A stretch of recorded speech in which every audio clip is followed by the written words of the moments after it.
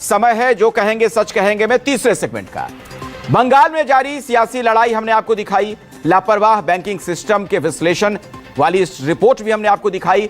अब ईरान संकट की बात कर लेते हैं। अमेरिका, ईरान और इजराइल के बीच शांति वार्ता को लेकर फिलहाल असमंजस खत्म होता नहीं दिख रहा। इस बीच ईरान ने अमेरिका पर तीखा हमला बोला है। ईरान ने कहा कि अब अमेरिका उस स्थिति में नहीं है कि वो दूसरे देशों को बताए कि उन्हें क्या करना चाहिए। ईरान के रक्षा मंत्रालय के प्रवक्ता ने कहा कि वो ट्रंप का दबाव नहीं सहन करेंगे। ईरान ने कहा कि अमेरिका को अपनी गलत मांगों को छोड़ना ही होगा। दरअसल यह बयान उस समय आया है जब अमेरिका हॉर्मुज को खोलने से जुड़े ईरान के नए प्रस्ताव पर विचार कर रहा है। न्यूयॉर्क टाइम्स ने ईरानी अधिकारियों के हवाले से दावा किया कि ईरान पहली बार हॉर्मुज खोलने को तैयार हो गया है। ईरान ने अमेरिका से समुद्री नाकेबंदी हटाने की भी अपील की। रिपोर्ट के मुताबिक ईरान ने अमेरिका को बातचीत के लिए रविवार को एक नया प्रस्ताव दिया था। इसमें मुख्य तौर पर 3 शर्तें थीं। अमेरिका इजराइल के साथ चल रहा युद्ध खत्म हो और आगे हमला ना करने की गारंटी मिले। फिर अमेरिका की समुद्री नाकेबंदी हटे, हॉर्मुज खुले और जहाजों की आवाजाही फिर से शुरू हो। सबसे आखिर में परमाणु कार्यक्रम और यूरेनियम संवर्धन जैसे विवादित मुद्दों पर बात हो। हालांकि ट्रंप ईरान के इस प्रस्ताव को मानने को तैयार नहीं है। ट्रंप सरकार का मानना यह है कि अगर परमाणु कार्यक्रम का मामला सुलझाए बिना हॉर्मुज खोला गया तो बातचीत में अमेरिकी पक्ष कमजोर हो जाएगा। इसीलिए दोनों का हल एक साथ ही निकाला जाना चाहिए। इस प्रस्ताव से साफ है कि ईरान ने अमेरिका के साथ समझौते को लेकर सख्त रुख अपना लिया है। उसने कहा कि न्यूक्लियर कार्यक्रम और हॉर्मुज स्ट्रेट के मुद्दे पर कोई समझौता नहीं किया जाएगा। ईरान की सरकारी मीडिया के मुताबिक यह संदेश पाकिस्तान के जरिए अमेरिका तक पहुंचाया गया है। ईरान ने इन दोनों मुद्दों को अपनी रेड लाइन बताया और यह भी कहा कि इन पर किसी भी तरह का समझौता संभव नहीं है। दरअसल पिछले कई हफ्तों से ईरान और अमेरिका के बीच पाकिस्तान के जरिए प्रस्तावों का आदान प्रदान हो रहा है, लेकिन परमाणु कार्यक्रम से जुड़े अहम मुद्दों पर अब तक सहमति नहीं बन सकी है। अमेरिका की मांग है कि ईरान 20 साल तक अपने परमाणु कार्यक्रम रोक दे, अपने पास मौजूद 440 किलो समृद्ध यूरेनियम उसे सौंप दे, लेकिन ईरान ने इन मांगों को मानने से इनकार कर दिया था। ट्रंप ने 2 दिन में दूसरी बार ईरान का प्रस्ताव ठुकराया है। ईरान ने इससे पहले 26 अप्रैल को भी अमेरिका को एक प्रस्ताव दिया था। पहले प्रस्ताव में ईरान ने कहा था कि वो 5 साल तक यूरेनियम संवर्धन पूरी तरीके से रोकने के लिए तैयार है। उसके बाद 5 साल तक बहुत कम स्तर पर सिर्फ नागरिक उपयोग के लिए यूरेनियम संवर्धन होगा।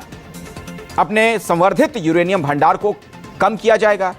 आधा हिस्सा अंतर्राष्ट्रीय निगरानी में ईरान में ही रहेगा, बाकी आधा रूस को दे दिया जाएगा। लेकिन ट्रंप ने पहले प्रस्ताव को खारिज कर दिया था।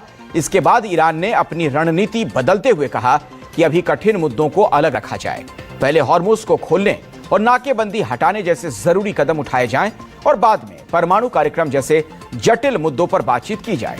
लेकिन ट्रंप ने 2 प्रस्तावों को ठुकरा दिया।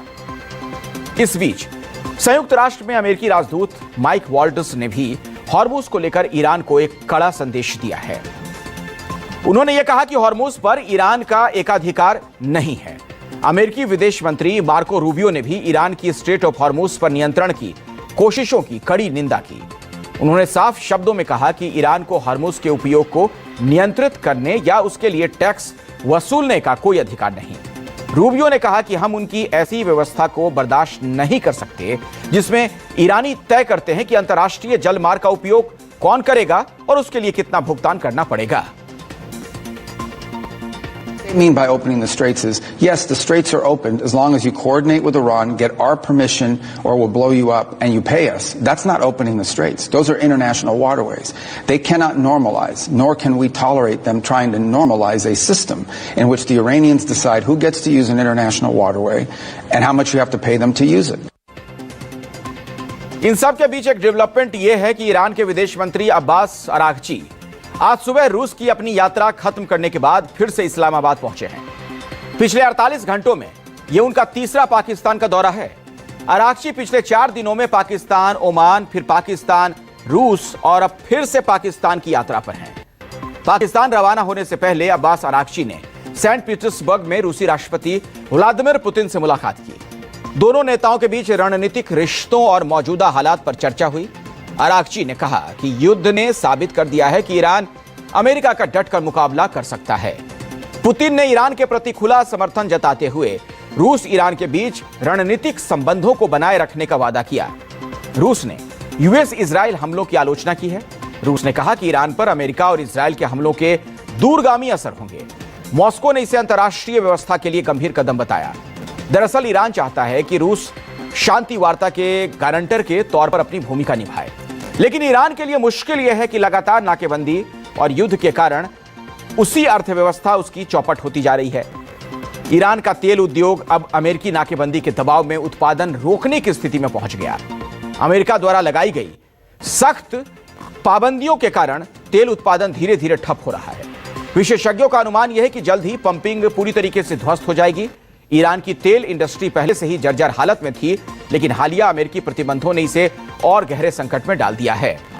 तो ईरान की सुप्रीम नेशनल सिक्योरिटी काउंसिल यानी SNSC ने चेतावनी दी है। ईरान में विरोध की चिंगारी फिर भड़क सकती है। SNSC ने देश में बिगड़ते आर्थिक हालातों के बीच अगले कुछ दिनों में नए शासन विरोधी प्रदर्शनों की चेतावनी दी। दरअसल गिरते रियाद, बेतहाशा महंगाई और बुनियादी सामानों की कमी ने जनता के बीच भारी असंतोष पैदा कर दिया और यही कारण है कि जनवरी महीने में देशव्यापी प्रदर्शनों का मुख्य आधार यह बना था। SNSC ने इन संभावित प्रदर्शनों को आंतरिक स्थिरता और राष्ट्रीय सुरक्षा के लिए बड़ा खतरा बताया। सुरक्षा बलों को हाई अलर्ट पर रहने के निर्देश दिए गए हैं। अधिकारियों ने नागरिकों से अपील की है कि वो कानून तोड़ने वाली सभाओं से बचें, केवल कानूनी माध्यमों से ही अपनी शिकायतें दर्ज कराएं और अगर वो ऐसे प्रदर्शन में शामिल होते हैं तो इसमें शामिल होने वालों को सरकार का दुश्मन माना जाएगा। ऐसे में प्रदर्शनकारियों पर मोहरेबे यानी ईश्वर के खिलाफ शत्रुता जैसे गंभीर आरोप लगाए जा सकते हैं, जिसमें मृत्यु दंड तक का प्रावधान है।